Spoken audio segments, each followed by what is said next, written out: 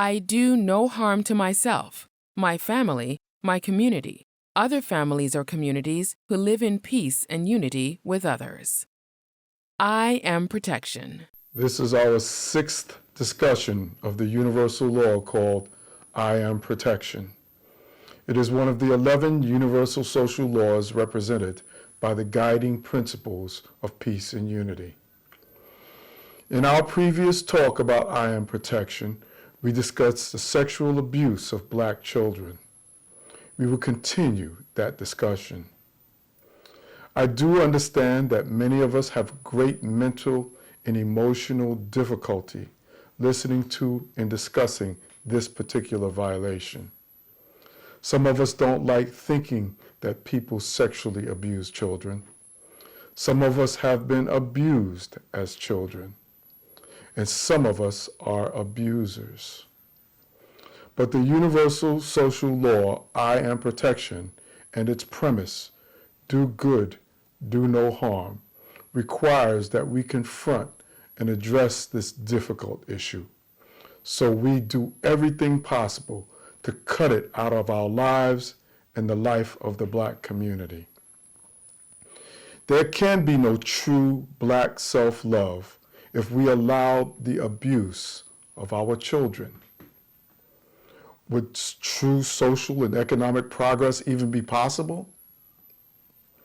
Before we can address and solve this problem, there must be a legal foundation laid, a set of legal standards we adopt for ourselves and those around us, especially our children. A legal foundation upon which we can stand so that we don't fall to failure because of ignorance, foolishness, or trickery. That foundation is the guiding principles of peace and unity. But before we go deeply into this, let's understand that there are 3 areas critical to the success of the Black community in Africa and the African diaspora. They are culture, education, and economics. In this video series, we continue to examine issues and concepts relating to creating a culture of self-love, which those who care about the Black community may examine and consider. Let's first define culture. We must define it because most of us have wrong ideas about culture. We think culture is the music we listen to, or the style of clothing that we wear, or our celebrations and holidays, or whether we eat with a fork, knife, or spoon, or eat with our hands. Those things and activities are not culture. Culture comes from the word cultivate, which is related to the domestication and growth of plants. Culture is like a gardener who cultivates a young plant by tying it to a stand for support, putting it in a certain location, and watering it. The gardener does this to foster the growth of the plant, to become tall and strong, so it won't grow bent and crooked, so it won't become a weed. The gardener does this with labor, care, and study to ensure that her plants are the best. Now, culture is a system to cultivate and civilize people. This is done by tying people to universal laws and standards of behavior based on a foundational premise. Do good, do no harm. So people will grow strong, not bent and crooked. If you care about the children, women, and men of Black communities, you will use labor, care, and study to make sure that they are at their best. Tie yourself, your family, and your community to the universal social laws called the guiding principles of peace and unity. I meditate to relax in all situations. I am peace. I bring and keep together the families and communities who live in peace and unity with others. I am unity. I learn how to learn. I am knowledge. I create for myself, my family, and my community. I am power. I obey the laws of my family and community that are in harmony with peace and unity. I am law. I do no harm to my family, other families, or my community. I am protection. I choose the feelings, thoughts, and actions that are in harmony with the principles of peace and unity. I am control. I have fun and work with my family and my community. I am cooperation and harmony. I am careful about what I believe. I accept ideas and beliefs that are in harmony with these guiding principles. I am correct ideas and beliefs. With all my heart, I take care of my family, other families, and communities that are living according to the principles of peace and unity. I am devotion. I keep a clean body. I have clean habits. I eat healthy food.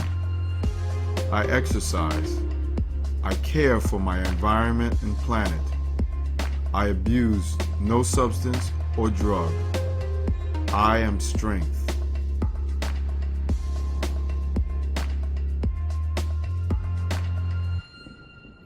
This is how your ancient ancestors built advanced civilizations that lasted for thousands of years.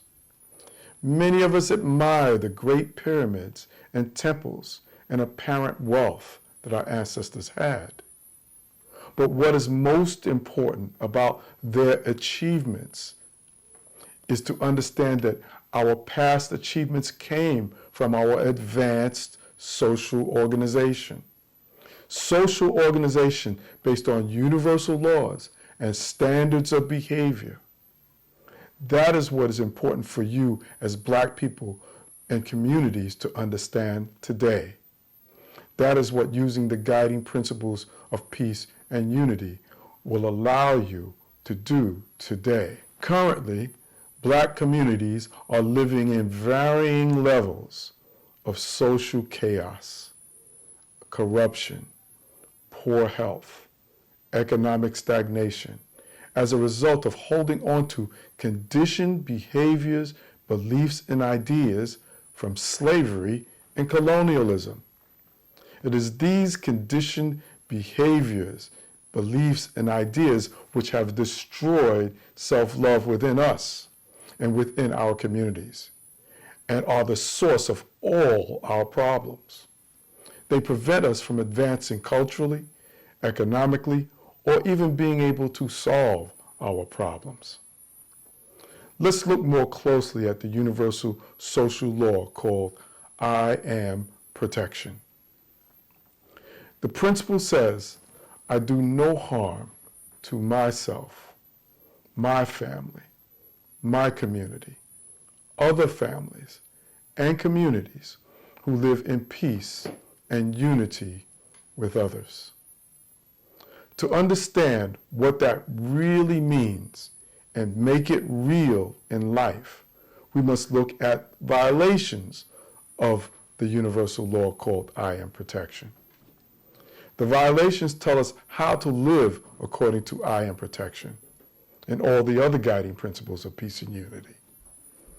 How to achieve this goal and make it part of our cultural expression, standard, and tradition.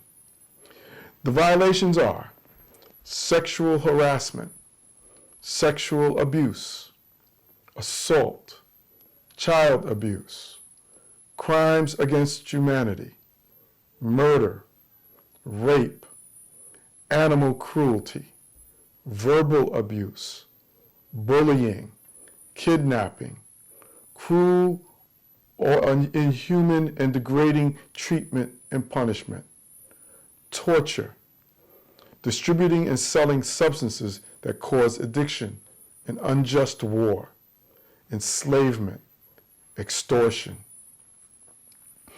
What is good about these violations is that our community can conduct discussions and even debates about their validity, about how to hold each other responsible for them, and how to hold each other accountable for them. So we cleanse ourselves of them. With I am protection and the other guiding principles of peace and unity as a foundation, culture will 1, prepare you for life. 2, foster your growth. 3, improve you as a person and a community. And 4, allow you to solve your community's problems. You can always download a copy of the Guiding Principles of Peace and Unity and their violations at our website, thegppu.org. We will teach you how to use them. Now, back to the universal law called I am protection and the problem of child sexual abuse. Children are the most important legacy that you have. They grow into your future. What you teach them and what you give them will play a role in what happens to them in the future and what happens to you in the future. Sometimes you'll look at social media and see Black children, adolescents, and young adults doing things that are totally self-destructive, destructive to their families, and destructive to their communities. You may ask yourself, why is this happening? Well, in part, that's because of their immaturity, or maybe we weren't teaching them properly. In response, I'll throw some questions at you. As Black people and as a Black person, have we created a productive way of life and systems for our young people and our children? Is it a way of life that can be universally accepted and used by many of us or most of us? Is it a way of life that encourages us to avoid doing harm to each other despite our many differences? Or are we promoting a way of life that encourages us to harm each other or encourages us to harm our children mentally, emotionally, and physically? Or at the very least, it encourages us to look away when harm is being done to a child. How should we conduct ourselves with our children? The 11 universal laws of the guiding principles of peace and unity tell you. They set a standard. Now you have a choice. You can use the guiding principles of peace and unity to create a system you can use to cultivate your children and adolescents to be tall and strong. Or you can do nothing and possibly allow them to grow bent and crooked. The negative life trajectory of child sexual abuse is often drug abuse, sexual promiscuity, prostitution, aggression, violent crime. In some cases, the child can grow to become an adolescent or an adult sexual predator against other children. Because of this, the behavior and its destruction spreads exponentially throughout our community. The universal law called I am protection asks you to combat child sexual abuse. The alternative is to allow the negative trajectory that child sexual abuse creates to prevent our children from becoming good mothers, fathers, electricians, plumbers, carpenters, scientists, and leaders who might bring world peace. Lost to our community, lost to our world. So in fact, child sexual abuse is actually a crime against all humanity. Where we have better control of our economics, we can put more resources to addressing this problem. We will give material support to those within our community who educate and train and provide other services to stop this terrible crime and epidemic. But since we don't have control of our resources at this time, we will continue to focus on education and networking. We will provide education and information about preventing child sexual abuse. We will share resources and information about how to recognize it. We will share information and resources designed to help victims recover from the damage of child sexual abuse. We'll even share information and resources to help child sexual predators overcome their destructive behavior, because many of them have also been victims. Your job is to share this education and information with trustworthy family members, friends, and community members. Be explicit, loud, and unapologetic about it, or be gentle, diplomatic, and quiet about it. But most important, teach. Keep your eyes open, and don't be afraid to communicate if you see anything suspicious in your family, school, church, or community. Critical to fighting this problem is sharing education and information that will help prevent it. You can share this video and other I Am Protection videos. That is what the universal law called I Am Protection asks you to do. There's a short video about child sexual abuse at the end of this talk. Should pedophilia be considered a sexual orientation? Who are the pedophiles? How do pedophiles operate? Please watch it. It's very important that you do. There are video links and other links related to child sexual abuse in the description. Please share them with other people. There are also links related to the epidemic of missing Black children, women, and men, also in the description. Please share them. That is the way to create a culture of self-love based upon the universal social law called I Am Protection.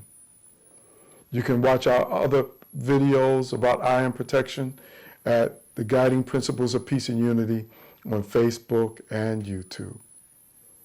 Until we meet again, do good, do no harm. It's been brought to my attention that there has been a movement of some kind to identify pedophilia as a sexual orientation in a way to normalize it and compare it to various types of adult sexual attractions to other adults of the same or opposite gender or sex. And what's very important to understand about pedophilia versus normal adult interactions and desires toward other adults is that it's based in highly manipulative and altered power structure dynamic where the adult pedophile has power to influence the mind of a child or a teenager in a way that adults would not have access to manipulate each other in a normative situation where you have two adults who are of sound mind making adult choices about their sexual activity and their relationships. Where a child is vulnerable, they're impressionable, and the ability that the pedophile has to manipulate that child into sexual acts and interactions is why pedophilia is not a normative situation and should not be considered a type of sexual orientation. It is absolutely inappropriate and damaging to a child, where adult sexual relationships are mutual in most parts, and when they're not, we identify those as sex offenses. If an adult is manipulative to an adult that is not of sound mind, is developmentally delayed, that person could be charged for committing a sexual crime against someone who is vulnerable. And so it's definitely seen in the same way when adults are engaging in sexual activities toward children. So when we're thinking about who child sexual abusers are, I think it's important for parents to not just narrow down in their mind that there are adult male strangers that are hiding and lurking around waiting to prey on their children. Because if you have a concept of what a sexual abuser might be, you could very well miss the person who is in your midst with bad intentions. And so it's important to know that 50% of child sexual abusers are actually family members and not strangers. That 90% in general are not strangers, that they are people who the family trusts and knows. That 40% are actually older and more powerful children and not adults. And so that's also something to be mindful of, as there are teenagers around younger children or older children around significantly younger children who have inappropriate behaviors. So it's overall important to not pigeonhole the idea of who a sexual abuser could be of your child, but just be mindful of the relationships that your child has with people that are around them, whether it's caregivers, before care, after care, neighbors, friendly people in the community, family members who frequent the house and maybe live in the home temporarily or long term, who have access to the children when you're not home, or older children who are of another person's family who lives around you. Unfortunately, older children within the same family unit, not as often, but it has occurred that they have been sexually abusive. And so just being mindful of behaviors, appropriateness and inappropriateness of people that are around your children, and that your children are aware of what's appropriate and what's not appropriate, that you have open communications with your children around talking about times where they feel difficult or having challenges or uncomfortable situations with people, and that they can talk to you about it. That really will create an opportunity for the child to say when they're feeling that something uncomfortable is happening or has happened, and in hopes to prevent something worse from occurring. Based on the established research, statistics, and also on the interviews that I've done with sex offenders, what we find is that the first thing that typically occurs is that there's this establishing of trust between themselves and the caregivers, the parents, and also trust between them and the child. And just a very intentional, we're talking about, an intentional manipulative relationship from start to finish. And so this building of trust period is very thoughtful, finding ways to, be seen as the go-to person, the person that the child will run to for help with things. This could look like, and not always, but, the favorite uncle, being the big brother to the family, offering, babysitting or helping out, a single mom with 4 children, who could otherwise not find anyone or pay anyone, and just being this person that really is feels like a helper and a kind and generous person to the family, let's say. Or just somebody who's fun to be around for the child, and really create an environment where when you're at my house, you get to do whatever you want to do. When you're with me, you get to say whatever you want to say. You want to tell me about things that are inappropriate that other people don't listen to, I'll listen to those things.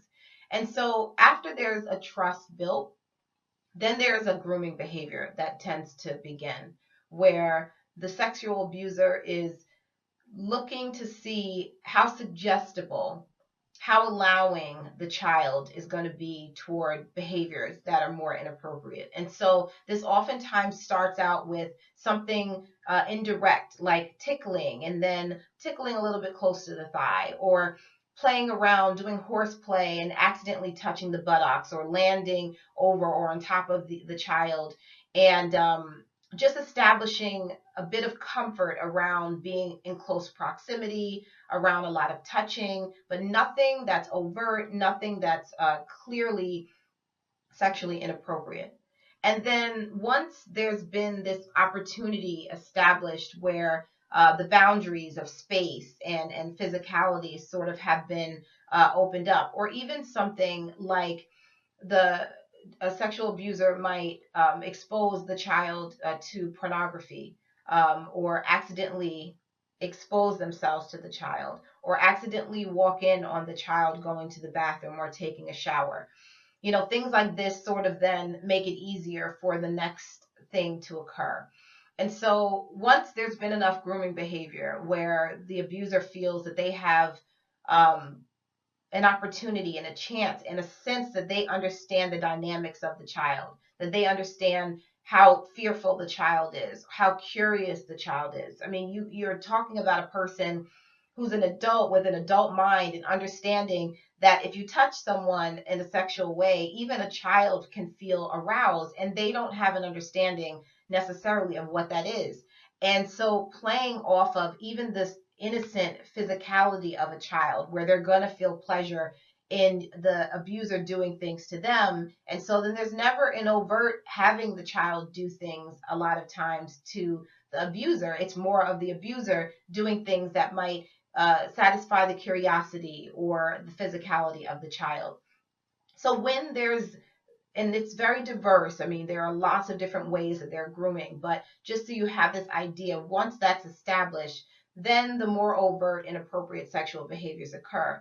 And at some point, the child does become um, resistant to this behavior because it's becoming more uncomfortable, because it's more forceful or more threatening or whatever the situation. And at this point, the adult abuser or the older child abuser has established a sense of trust around the family, and the child knows this. And so there's this manipulation around their fear of being caught having done these things with the abuser, and a sense of shame, unfortunately, that children can feel about what they think they've allowed to occur, which has all occurred because of manipulation of an adult or an older child that knows what they're doing. And so at this stage, then is where a lot of active abuse can occur, and a lot of threatening and finding ways to keep the child from reporting. And this unfortunately can last, a length of time until it's discovered that the abuse has occurred.